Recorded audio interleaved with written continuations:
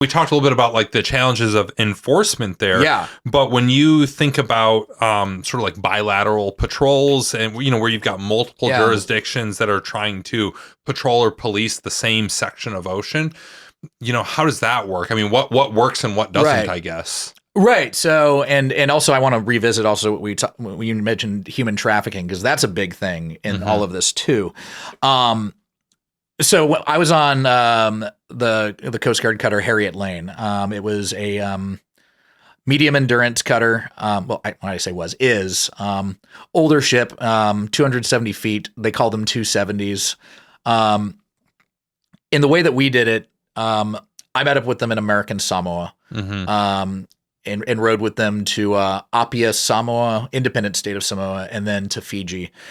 The way that it works and the way that the U.S. kind of does this is, we have the ability to, do these searches on the high seas. In these Pacific Island countries, usually you need to have local law enforcement on board with you. So what they do is they have shipwriter agreements, and they'll put on like a guy from their fishery agency or a police or a cop or like a few people on the boat. And that essentially deputizes the U.S. Coast Guard vessel to be working under their flag and also their entire crew. So like by these guys being on board and working with them, they're calling the shots on which ones they're going to hit. And they have the legal authority to do that. We have actually signed a few agreements with some island countries because they are so because a lot of these countries don't have their own Coast Guard or Navy. And if they do, like Fiji has a Navy, it's 4 ships. I saw the entire Fijian Navy when we pulled into Suva. Or maybe there was one that was out to sea, but like I saw like 90% of the Fijian Navy. Wow. So there have been agreements signed with some of these countries that the U.S. Coast Guard can just, if they find somebody violating, they can, in lieu of them being present, like slap them. So like Palau, I think, has that agreement. Independent Samoa made an agreement to that effect, and a few others have too. Though they do they do prefer to have shipwriters with them, just because there's, for a lot of reasons. But one of the big challenges, and this brings us back to human trafficking actually a little bit. So because like Chinese nationals are one of the biggest, like they're highly involved in the fishing industry, whether they're committing crime or not. But the reality is most of these boats are going to have a Chinese captain. So the boat will almost always have a Chinese linguist aboard. When I was there, they had a U.S. Marine on board. He was on loan because they needed somebody who spoke Mandarin, who could speak to these captains. But one of the challenges when you get in there is most of their crew is not Chinese. You have Indonesians, you have Filipinos, and there's also on some of these fleets there is widespread like people getting lured on and then being kept on longer or being paid less and being kind of working in really bad conditions. Like, I mean, if you've seen like these lobster boats out here, like that's hard work and it's hard conditions. Yeah. It's nothing like some of these boats out there. They're filthy. They have roaches on them. They're unsanitary. It is miserable on some of these boats. They smell horrible. A Fijian officer that they were working with when the Harriet Lane's crew went on there had never actually done one of these boardings because limited resources, they don't really get out there that much. When she got on that boat, just because of like all the moving around and also the smell, she threw up. Like she could not handle it, and like it's nothing that anybody made fun of her for because it's real hard to be on these. Like even the U.S. coasties who have done these boardings, they're still on each of these boats, kind of like holding it in, like like another one of these. Yep. But what one of the challenges there really is, and what I talk to people even on that crew, and one of the next steps is, it's hard to go after the IUU, but like they would sometimes like talk to these guys, like, because one of the boats that one of them went on, one of them told me like there was this kid who looked about 13, and I was trying to talk to him, and he spoke just a little bit of English, but I'm like, he's like, you okay here? Like, is this, is this where you want to be? And but he didn't speak a lot of English. And even if he did, he could have been too scared to be honest. Yeah. So like we send these guys who speak Mandarin out there, but we haven't really been sending anybody who speaks Tagalog or like the many languages from Indonesia. I've been saying that wrong my entire life now. I always thought it was pronounced Tagalog. Nope, Tagalog. That's okay. I just learned something new. We're here to learn about the Pacific today. Yeah. So, no, but like, but yeah, those linguistic gaps and trying to figure out even what's going on these boats. Gosh, that explains so much too. When I think about, when I was in the military, I went and took the language that was called the D-Lab, the Defense Language Aptitude Battery, because I was going to switch my MOS to be a cryptological linguist. Yeah. And part of the training for that is you go out to the Defense Language Institute in Monterey, California. Yep. And this is, it's like a world-class language center that teaches the military as well as people from state and other places. But you look at the list of languages they teach, and there's some of these, and you're like, why does the military need to know this language? No, this is like it kind of opens your eyes to why some of these languages you've never even heard of before. Pacific's a big place. Yeah, and of consequence. Yes. To the point where, hey, we got to have people that can speak the language or at least communicate a little bit in there enough to get information and understand how to keep some of this stuff under control. Right, and this is an issue where we're just not there. And even if we do, like, when do you start? And then, like, if you do get on that boat and like you've got a crew of like 15 guys who you've decided they're trafficked, like. Then what do you do with them in the boat? That's another interesting thing. Because in theory, you want to get them off the boat, you want to get them safe, and you want to make sure that like the people who have done this to them see justice. But it's so hard to get them to talk. And then where do we? I mean, they would make it work. Like they would have probably all slept in the gym of the boat. Yeah. They would have been able to give them blankets, but I mean, it would have been. But yeah, then they'd have to sail somewhere, and then we'd have to figure out how to repatriate them. Yep. I mean, it's not like this has never been able to happen before. Sometimes, like, people have been rescued off of these boats, but usually in port at sea, this doesn't really happen that much because it's hard, and it's such a big, pervasive issue that all the world's governments are still trying to wrap their head around it because the ocean has been so neglected, and because we've allowed a lot of these things out of convenience, a lot of terrible things to happen on the ocean. It sounds kind of like the Wild West. It is absolutely like an equivalent of like 1800s American West, where you've just got a bunch of cowboys out there trying to figure out, and there's outlaws, and there's just, if you're the captain of a Coast Guard ship, you're basically the sheriff out there trying to do your best with not a lot of. And the other thing that you said that just kind of struck me is I think most people, when they think about human trafficking, they think about women and young girls being trafficked for sexual reasons. A serious problem, but in the grand scheme of things, that doesn't happen. But I never even thought about males being trafficked for labor on boats. So the truth is, I mean, if we're going to talk about human trafficking, like that's what people think of. As a percentage, that's a small percentage of what most human trafficking is. When you see the human trafficking numbers, you're like, gosh, there's that many.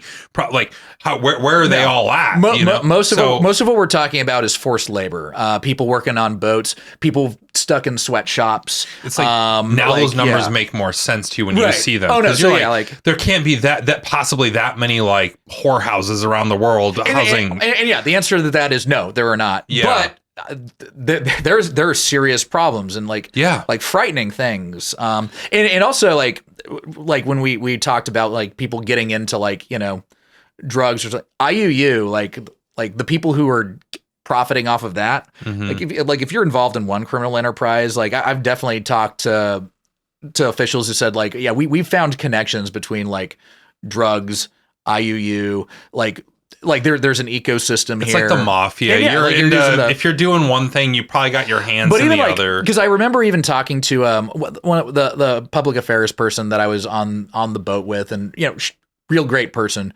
But I remember she was kind of talking about like because there was a thing about like pictures of people and like pictures of some of the shipwriters who live on the island, and it's just like, well, like, and I was kind of thinking about like how safe it is to get some of their information out there because these are small islands. And she's like, well, you know, this isn't like the drug trade. This isn't like people aren't dying over fish. And I'm like, that's not true.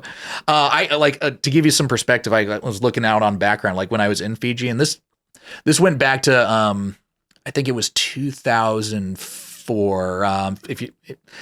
If anybody wants to read my article, it'll have the correct date. You know, I'm talking here, but there were 4 people that were killed at a seafood factory, execution style, in the back of the head, and it was basically the investigators. Interpol got involved because it was a dispute between 2 rival Hong Kong triads over the illegal shark fin trade. So like, no, people do. Like people kill over control these rackets. Thing. Yeah, like these are people like it's their livelihoods, but like fish is not small business. It's it again, like for people who are working on these maritime things, like they're way ahead of it. But if you're new to this, it can shock you to really realize how deeply embedded into crime a lot of this is. Like my colleague Sean Williams and Danny Gold, who we were talking about this on the ride up. They've got their the Underworld podcast, and they there was one episode where they were talking about this thing. It's like, and fish again, like with like different crime organizations. Like, why do fish keep coming up? And I actually did like a short episode with Sean, like about like, well, yeah, there's a lot of crime actually in fishing fleets because a lot of boats, a lot of things moving around, and like, it's been there for a long time. I mean, all the way back to like the mafia having like ties to fishermen, like, dropping people off in the harbor, like going out on a boat, having just weights. Think it's such the oceans and the maritime tradition and naval vessels, like these are things that go back thousands of years. Like this world is rooted in very much the old world in a way that I don't think we see in most other areas of society. No, like the ocean and the technology has changed, but a lot of things at sea have not changed in ways that I don't think people appreciate. And the crime and just like, I think people when piracy became an issue, they're like, they think Captain Hook and it's like, no, man, like piracy has been a thing for a long time. And I think that people don't think of pirates, even like Blackbeard and people like that. I think they have a conception in their head that is different than what reality was. And I think that reality is a lot closer to what modern day pirates are. Sure. Where it's illegal commerce, illegal shipping, illegal seizure of people and or boats. Like that's... Well, also, so to give you also like another example, and like, I used the execution there, but there was a cell phone that was found in the back of a cab in Fiji years ago. And this led to like sprawling, like a New York Times investigation that was really good. A guy named Ian Urbina, who you should think about having on here. Because we'll probably get back to land during this conversation. He can tell you way more about the ocean. Yeah. But there was a grainy video on this cell phone of some guys on a boat with an AK-47 shooting people down the water. And that phone had been left there by a fisherman, a member of that. This was a fishing boat. And what we basically seem to have understand is that these guys were out in the Indian Ocean, probably kind of maybe, I don't know how close to like Pakistan or wherever, but like these guys the other guys had been in a dhow, a wooden boat, and they had rammed them because they were competing over fish. And then they just gunned them down the water. They had an AK-47 on board because fishermen actually get in fights. Like rival fishermen, and as like I said, like as these fisheries collapse and there's less fish, like people will kill. At the very least, people will like charge each other, ram, and yell at each other. Like that's more common. Like this is an extreme case, obviously. And I only laugh. It's a serious thing. I laugh just because it's like, yeah, man, you can go down to the local river here and see fishermen getting in an argument over one guy being in a spot over the other. Oh, yeah.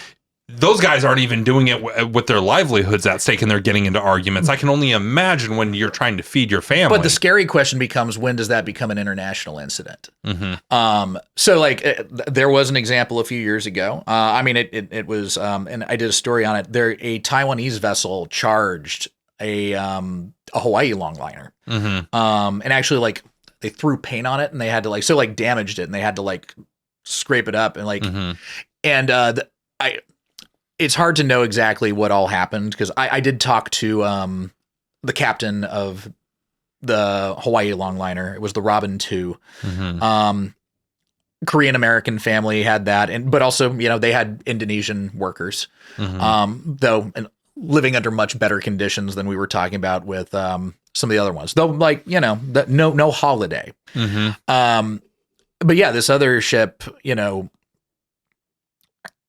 they thought that they had cut their line, because sometimes people do that, like, oh, somebody else has a line, then they'll either like cut it or sometimes like steal the fish off of it, like, oh, this looks good, it's not ours, but like we can make it ours. Like, you hope that you don't see that, like more people out there, I think, are like, I'm making fishermen sound like complete dirtbags. Most people who are out there are doing their best under difficult circumstances. But but yeah, there's some people out there who cheat, and there's some people out there who are dangerous.